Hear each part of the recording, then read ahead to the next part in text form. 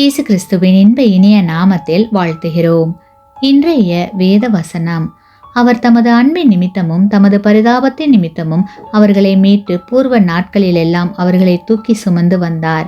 ஏசாயா 63:9.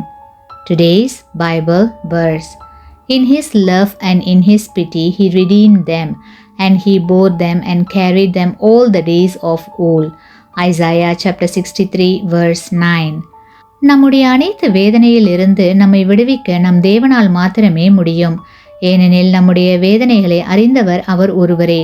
இயேசு கிறிஸ்துவின் இரத்தத்தால் கழுவப்பட்ட நாம் அனைவரும் அவருடைய பிள்ளைகள். நாம் அனைவரும் அவருக்கு சொந்தமானவர்கள்.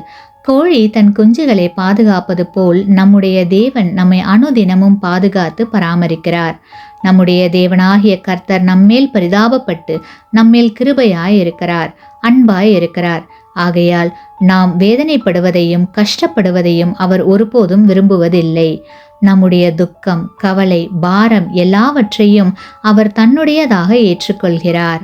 ஆமென கண்பானவர்களே, இப்படிப்பட்ட அன்பு தேவனிடம் நம்மை முழுமையாக ஒப்படைத்து தேவ ஆசீர்வாதத்தை பெற்றுக்கொள்வோம்.